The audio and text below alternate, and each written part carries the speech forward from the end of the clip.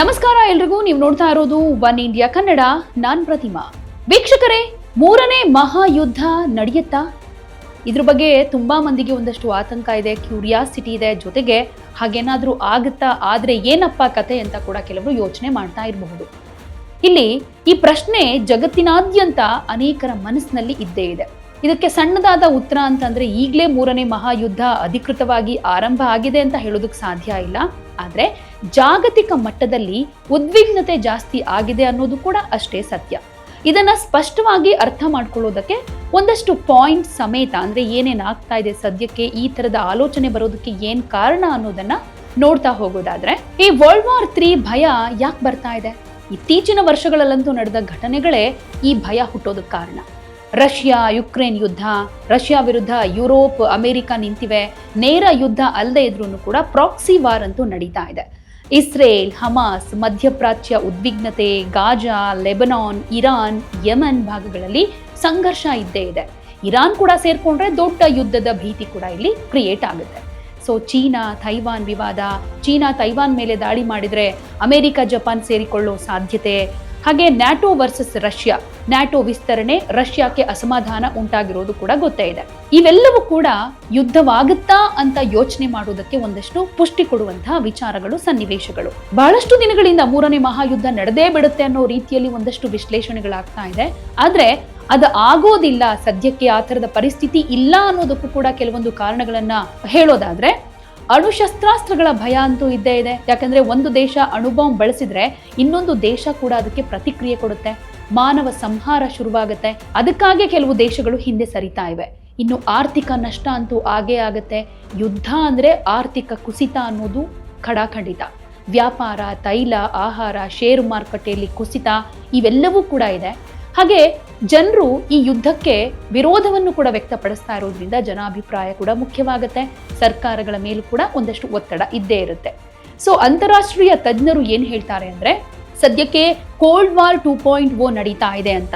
ಅಂದ್ರೆ ನೇರ ಯುದ್ಧಕ್ಕಿಂತ ತಂತ್ರಜ್ಞಾನ ಯುದ್ಧ, ಸೈಬರ್ ದಾಳಿ, ಆರ್ಥಿಕ ನಿರ್ಬಂಧ, ಗುಪ್ತವಾಗಿ ಬೆಂಬಲ ಅಂದ್ರೆ ಪ್ರಾಕ್ಸಿ ವಾರ್ಸ್, ಇದು ಮೂರನೇ ಮಹಾಯುದ್ಧಕ್ಕೆ ಸಮೀಪದ ಪರಿಸ್ಥಿತಿ ಅಂತಂದ್ರೆ ಪೂರ್ಣ ಪ್ರಮಾಣದ ಮಹಾಯುದ್ಧ ಅಲ್ಲ ಅನ್ನೋ ರೀತಿಯಲ್ಲಿ ವಿಶ್ಲೇಷಣೆ ಕೊಡ್ತಾ ಇದ್ದಾರೆ. ಇಲ್ಲಿ ಅಂತಾರಾಷ್ಟ್ರೀಯ ಕಚ್ಚಾಟಗಳನ್ನ, ಭಿನ್ನಾಭಿಪ್ರಾಯಗಳನ್ನ ಬಗೆಹರಿಸಿಕೊಳ್ಳೋದಕ್ಕೆ ಇಂಟರ್ನ್ಯಾಷನಲ್ ಕೋರ್ಟ್, ಎಲ್ಲರ ಸಹಾಯಕ್ಕೆ ವರ್ಲ್ಡ್ ಬ್ಯಾಂಕ್, ದೇಶಗಳ ನಡುವೆ ಸಂಯಮ ಕಾಪಾಡೋದಕ್ಕೆ ಯುನೈಟೆಡ್ ನೇಷನ್, ಆರೋಗ್ಯದ ಕಾಳಜಿಗೆ ವರ್ಲ್ಡ್ ಹೆಲ್ತ್ ಆರ್ಗನೈಸೇಷನ್, ಹೀಗೆ 10 ಸಂಸ್ಥೆಗಳಿವೆ. ಎಲ್ಲವೂ ಒಂದು ನಿಗದಿತ ಫ್ರೇಮ್ ವರ್ಕ್ ನಲ್ಲೇ ಸಾಗ್ತಾ ಇದ್ರೆ ಇವೆಲ್ಲದಕ್ಕೂ ಒಂದು ಮೌಲ್ಯ ಇದ್ದೇ ಇರುತ್ತೆ. ಆದ್ರೆ ದಶಕಗಳಿಂದ ಇವುಗಳ ಮೇಲೆ ಅಮೆರಿಕ ಬೇರೆ ರೀತಿಯ ನಿಯಂತ್ರಣವನ್ನ ಹೊಂದಿರೋದು ಗೊತ್ತಿರೋ ವಿಷಯನೇ. ತನಗೆ ಬೇಕಾದನ್ನ ಮಾಡಿ ಅಧಿಕೃತ ಮುದ್ರೆಯನ್ನ ಒತ್ತಿಸ್ಕೊಳ್ತಾ ಇತ್ತು. ಆದ್ರೆ ವಾರದ ಹಿಂದೆ ಈ ಎಲ್ಲಾ ಸಂಸ್ಥೆಗಳು, ಕಾನೂನು ಎಲ್ಲವೂ ನಮ್ಗೆ ಲೆಕ್ಕಕ್ಕಿಲ್ಲ ಅನ್ನೋ ಹಾಗೆ ವೆನೆಜುಯೆಲಾ ದೇಶದ ಮೇಲೆ ಅತಿಕ್ರಮಣ ಮಾಡಿ ಆ ದೇಶದ ಅಧ್ಯಕ್ಷನನ್ನೇ ಕಿಡ್ನಾಪ್ ಮಾಡ್ಕೊಂಡು ಬಂದಿದೆ. ಹೀಗಾಗಿ ಜಾಗತಿಕ ಕಾನೂನು ಅನ್ನೋ ಸರಪಳಿ ಪೀಸ್ ಆಗಿದೆ. ಈಗ ಬಲಿಷ್ಠ ರಾಷ್ಟ್ರಗಳು ತಮಗಿಷ್ಟ ಬಂದ ಸಣ್ಣ ಪುಟ್ಟ ರಾಷ್ಟ್ರಗಳ ಮೇಲೆ ದಾಳಿ ಮಾಡಿ ಅವುಗಳನ್ನ ಕಬಳಿಸೋದಕ್ಕೆ ಅಮೆರಿಕ ತನ್ನ ನಡವಳಿಕೆಯಿಂದ ದಾರಿ ಮಾಡಿಕೊಟ್ಟಿದೆ ಅಂತಾನೆ ಹೇಳಲಾಗ್ತಾ ಇದೆ. ಇದರ ಮಾದರಿಯನ್ನ ಫಾಲೋ ಮಾಡಿಬಿಟ್ರೆ ರಷ್ಯಾ ಉಕ್ರೇನ್ ದೇಶವನ್ನ ಕಂಪ್ಲೀಟ್ ಆಗಿ ಕಬಳಿಸಬಹುದು. ಹಾಗೆ ಹಳೆ ಸೋವಿಯತ್ ಒಕ್ಕೂಟಕ್ಕೆ ಸೇರಿದ್ದ ಎಲ್ಲಾ ದೇಶಗಳನ್ನ ತನ್ನದು ಅಂತಾನು ಹೇಳಬಹುದು. ಆದ್ರೆ ಒಂದ್ ವಿಷಯ ನೆನಪಿರ್ಲಿ, ರಷ್ಯಾ ವಿಶ್ವದ ಅತ್ಯಂತ ಬಲಿಷ್ಠ ಮಿಲಿಟರಿ ಪಡೆಯನ್ನ ಹೊಂದಿರೋ ದೇಶ, ಪರಮಾಣು ಅಸ್ತ್ರವನ್ನ ಕೂಡ ಹೊಂದಿದೆ. ಇನ್ನು ಚೀನಾ ಯಾವಾಗ್ಲೂ ತಾನು ಬಯಸೋ ತೈವಾನ್ ದೇಶವನ್ನ ಕ್ಷಣ ಮಾತ್ರದಲ್ಲಿ ತನ್ನದಾಗಿಸಿಕೊಳ್ಳಬಹುದು. ಇಸ್ರೇಲ್ ಇದೇ ಸಮಯವನ್ನ ಬಳಸಿಕೊಂಡು ಇರಾನ್ ಮೇಲೆ ದಾಳಿ ಮಾಡಿ ಅವರನ್ನು, ಹಾಗೆ ಪ್ಯಾಲೆಸ್ಟೈನ್ಗಳನ್ನು ಕೂಡ ಕಂಪ್ಲೀಟ್ ಆಗಿ ತಣ್ಣಗಾಗಿಸ್ಬಿಡಬಹುದು. ಇಂತಹ ಘಟನೆಗಳು ನಡೆಯುವಾಗ ಬೇರೆ ದೊಡ್ಡ ದೇಶಗಳು ಮಧ್ಯ ಪ್ರವೇಶ ಮಾಡದೇ ಇದ್ರೆ ಆಗ ಅದು ವಿಶ್ವ ಯುದ್ಧಕ್ಕೆ ತಿರುಗೋದಿಲ್ಲ. ಯಾರೊಬ್ರು ಇನ್ನೊಬ್ಬರ ಮಧ್ಯೆ ಬಂದ್ರೂ ಅದು ವಿಶ್ವ ಯುದ್ಧಕ್ಕೆ ತಿರುಗೋದನ್ನ ತಪ್ಪಿಸೋದಕ್ಕಾಗೋದಿಲ್ಲ. ಇಂತಹ ಸಾಧ್ಯತೆಗಳ ನಡುವೆ ಡೊನಾಲ್ಡ್ ಟ್ರಂಪ್ ರೀಸೆಂಟ್ ಆಗಿ 7/1/2026 ಡೆನ್ಮಾರ್ಕ್ನ ಅಧ್ಯಕ್ಷರಿಗೆ ಕಾಲ್ ಮಾಡಿ ಗ್ರೀನ್ಲ್ಯಾಂಡ್ ಬಿಟ್ಕೊಡಿ ಅಂತ ಮನವಿ ಮಾಡ್ಕೊಂಡಿದ್ದಾರೆ. ಡೆನ್ಮಾರ್ಕ್ ಅಧ್ಯಕ್ಷ ಅದು ಸಾಧ್ಯ ಇಲ್ಲ ಅನ್ನೋ ಮಾತನ್ನ ಹೇಳಿದ್ದಾರೆ. ಇದರ ಜೊತೆಗೆ ಅಮೆರಿಕವನ್ನ ತಮ್ಮ ದೇಶದ ನ್ಯಾಷನಲ್ ಇಂಟರೆಸ್ಟ್ ವಿರೋಧಿ ಅಂತ ಕೂಡ ಘೋಷಿಸಿದ್ದಾರೆ. ನ್ಯಾಟೋ ಸ್ಥಾಪಕ ದೇಶಗಳಲ್ಲಿ ಒಂದಾದ ಡೆನ್ಮಾರ್ಕ್ ಪರಿಸ್ಥಿತಿ ಹೀಗಾಗಿದೆ. ಇದರ ಅರ್ಥ ಡೊನಾಲ್ಡ್ ಟ್ರಂಪ್ಗೆ ನಮ್ಮವರು ಬೇರೆಯವರು ಅನ್ನೋ ಯಾವ ವ್ಯತ್ಯಾಸ ಕೂಡ ಇಲ್ಲ. ಅಲ್ಲಿ ಕಾಣೋದು ಕೇವಲ ಲಾಭ ಅನ್ನೋದು ಮಾತ್ರ. ಅದರಲ್ಲೂ ತನ್ನ ಸಂಸ್ಥೆಗಳು ಹಾಗೆ ತನ್ನ ಹಿಂದಿರೋ ಬಂಡವಾಳಶಾಹಿಗಳ ಹಣವನ್ನ ದುಪ್ಪಟ್ಟು ಮಾಡೋ ಹುನ್ನಾರವನ್ನ ಬಿಟ್ಟು ಬೇರೆ ಏನು ಕಾಣಿಸ್ತಾ ಇಲ್ಲ. ಡೊನಾಲ್ಡ್ ಟ್ರಂಪ್ನ ಈ ನಡವಳಿಕೆಯಿಂದ ನ್ಯಾಟೋ ಒಕ್ಕೂಟ ಮುರಿದು ಬೀಳೋ ಸಾಧ್ಯತೆಗಳೇ ಜಾಸ್ತಿ ಇದೆ. ಯುರೋಪಿಯನ್ ಒಕ್ಕೂಟದಲ್ಲಿ ತಳಮಳ ಕೂಡ ಜಾಸ್ತಿ ಆಗಿದೆ. ಜರ್ಮನಿ ಸರ್ಕಾರ ತುರ್ತು ಸಭೆ ಕರೆದು ತನ್ನ ಡಿಫೆನ್ಸ್ ಬಜೆಟ್ ಅನ್ನ ಜಾಸ್ತಿ ಮಾಡಿದೆ. ಫ್ರಾನ್ಸ್ ಈ ವರ್ಷ ಯುದ್ಧವಾಗೋದು ಗ್ಯಾರಂಟಿ, ದೊಡ್ಡ ಪ್ರಮಾಣದ ಸಾವು ನೋವುಗಳಿಗೆ ಮಕ್ಕಳನ್ನ ಕಳೆದುಕೊಳ್ಳೋದಕ್ಕೆ ರೆಡಿಯಾಗಿರಿ ಅಂತ ತನ್ನ ನಾಗರಿಕರಿಗೆ ಓಪನ್ ಆಗಿ ಹೇಳಿದೆ. ಸ್ಕ್ಯಾಂಡಿನೇವಿಯನ್ ದೇಶಗಳು ಕೂಡ ಪೂರ್ಣ ಅಲರ್ಟ್ ಸ್ಥಿತಿಯಲ್ಲೇ ಇವೆ. ಬಹುತೇಕ ಯುರೋಪಿಯನ್ ದೇಶಗಳು ತನ್ನ ಪ್ರಜೆಗಳಿಗೆ ಯುದ್ಧ ಆದ್ರೆ ಹೇಗೆ ನಡೆದುಕೊಳ್ಳಬೇಕು, ಯುದ್ಧದ ಟೈಮ್ನಲ್ಲಿ ಪ್ರಜೆಗಳು ಪಾಲಿಸಬೇಕಾಗಿರೋ ನಿಯಮಗಳು ಏನು ಅನ್ನೋದನ್ನ ವಿತರಿಸೋದಕ್ಕೇನೆ ಶುರು ಮಾಡಿಬಿಟ್ಟಿವೆ. ಸಾಕಷ್ಟು ದೇಶಗಳು ಈಗಾಗಲೇ 30, 20, 15 ಪುಟಗಳ ನಿಯಮಾವಳಿಗಳನ್ನ ಬಿಡುಗಡೆ ಮಾಡಿವೆ. ಮೂರನೇ ವಿಶ್ವ ಯುದ್ಧ ಯಾವ ಕ್ಷಣದಲ್ಲೂ ಕೂಡ ಶುರುವಾಗಬಹುದು ಅನ್ನೋದಕ್ಕೆ ಒಂದಷ್ಟು ಅಂಶಗಳು ಹೀಗೆ ಪುಷ್ಟಿ ಕೊಡುತ್ತವೆ. ಇದರ ಜೊತೆಗೆ ವೆನೆಜುಯೆಲಾ ದೇಶದಲ್ಲಿ ಚೀನಾ ಸಾವಿರಾರು ಕೋಟಿ ರೂಪಾಯಿ ಬಂಡವಾಳ ಹೂಡಿದೆ. ರಸ್ತೆಗಳು, ಬಂದರು, ಹೀಗೆ ಅಲ್ಲಿನ ಮೂಲ ಸೌಕರ್ಯಕ್ಕೆ ಅಷ್ಟೊಂದು ಹಣವನ್ನ ಸುರಿದು ವಾರ್ಷಿಕವಾಗಿ ಇಷ್ಟು ಬಡ್ಡಿ ನೀಡಬೇಕು ಅನ್ನೋ ಒಪ್ಪಂದವನ್ನು ಕೂಡ ಮಾಡಿಕೊಂಡಿತ್ತು. ಈಗ ಬಡ್ಡಿ ಮತ್ತು ಅಸಲು ಎರಡೂ ಸಂಶಯ ಅನ್ನೋ ಸ್ಥಿತಿಯಲ್ಲಿದೆ. ಚೀನಾ ಸುಮ್ಮನೆ ಕೂರೋದಿಲ್ಲ. ಅದು ಸೌತ್ ಅಮೆರಿಕನ್ ದೇಶಗಳ ಜೊತೆಗೆ ಮೀಟಿಂಗ್ ಮಾಡ್ತಾ ಇದೆ. ತನ್ನ ಯುದ್ಧ ವಿಮಾನಗಳನ್ನ ವೆನೆಜುಯೆಲಾಗೆ ಕಳುಹಿಸಿಕೊಟ್ಟಿದೆ. ಚೀನಾದ ಮಿತ್ರ ರಷ್ಯಾ ಕೂಡ ಆಗ್ಲೇ ಪರಮಾಣು ಸಿಡಿಮದ್ದು ಹೊತ್ತ ಸಬ್ಮರೀನ್ಗಳನ್ನ ವೆನೆಜುಯೆಲಾಕ್ಕೆ ಕಳಿಸ್ಕೊಟ್ಟಿದೆ. ಈ ಸಬ್ಮೆರೀನ್ಗಳು ಅಲ್ಲಿಂದ ಹೊರಡೋ ತೈಲ ಹೊತ್ತ ಹಡಗುಗಳಿಗೆ ರಕ್ಷಣೆ ಕೊಡ್ತಾ ಇವೆ. ಚೀನಾ ಹಾಗೆ ರಷ್ಯಾ ಈ ಮೂಲಕ ನೇರವಾಗಿ ಅಮೆರಿಕವನ್ನ ಯುದ್ಧಕ್ಕೆ ಇನ್ವೈಟ್ ಮಾಡ್ತಾ ಇದೆ. ಅಮೆರಿಕ ವೆನೆಜುಯೆಲಾದ ಅಧ್ಯಕ್ಷನನ್ನ ಸೆರೆ ಹಿಡಿದಿರಬಹುದು, ಆದರೆ ಚೀನಾ ಅಲ್ಲಿಂದ ತೈಲವನ್ನ ಅಬಾಧಿತವಾಗಿ ಸಾಗಿಸ್ತಾ ಇದೆ. ರಷ್ಯನ್ ಸಬ್ಮೆರೀನ್ಗಳು ರಕ್ಷಣೆ ಕೊಡ್ತಾ ಇವೆ. ನಿಧಾನವಾಗಿ ಒಂದೊಂದು ದೇಶಗಳು ಒಂದೊಂದು ಕಡೆಗೆ ವಾಲ್ತಾ ಇವೆ. ಇದು ಸಹಜ. ಆದರೆ ಭಾರತ ಮಾತ್ರ ಎಲ್ಲಾ ಕಡೆ ಸಮಾನವಾಗಿ ಅಂತರವನ್ನ ಕಾಯ್ದುಕೊಳ್ತಾ ಇದೆ.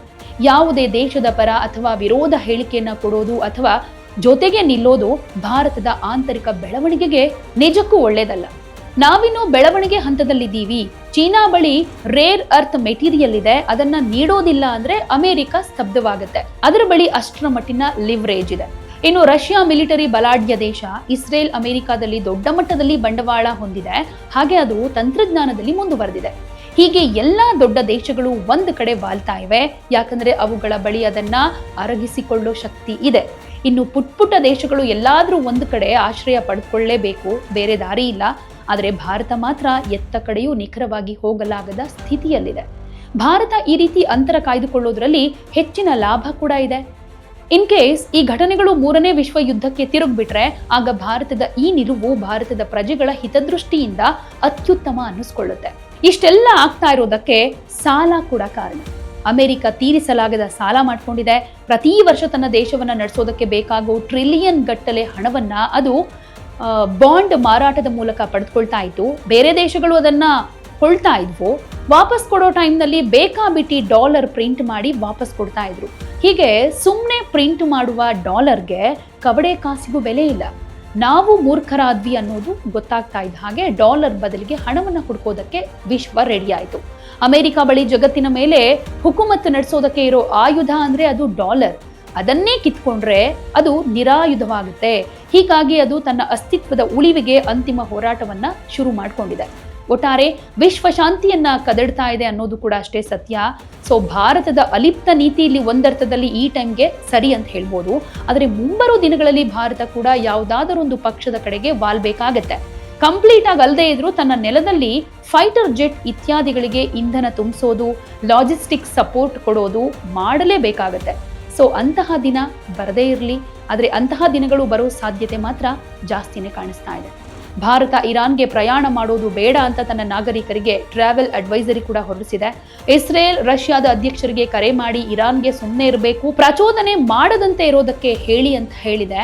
ಇರಾನ್ ಯುದ್ಧ ಶುರು ಮಾಡಿದ್ರೆ ಅದರ ಪರಿಣಾಮ ಘನಘೋರವಾಗಿರುತ್ತೆ, ಎಚ್ಚರ ಅನ್ನೋ ಮಾತನ್ನ ಕೂಡ ಸೇರಿಸಿದೆ. ಒಟ್ಟಾರೆ ಮೂರನೇ ವಿಶ್ವ ಯುದ್ಧದ ಕಿಡಿ ಎಲ್ಲಿಂದ ಯಾವ ದೇಶದಿಂದ ಶುರುವಾಗುತ್ತೆ ಅನ್ನೋದಷ್ಟೇ ಬಾಕಿ ಇದೆ. ಡಿಪ್ಲೊಮೆಸಿ ಮಾತುಕತೆಯಿಂದ ಜಗತ್ತು ತುಂಬಾನೇ ದೂರ ಸಾಗಿ ಬಂದಿದೆ. ಸೊ ಈ ಒಂದು ಸಿಚುವೇಶನ್ ಅನ್ನ ಭಾರತ ಮುಂದಿನ ದಿನಗಳಲ್ಲಿ ಯಾವ ರೀತಿ ನಿಭಾಯಿಸುತ್ತೆ ಕಾದು ನೋಡೋಣ.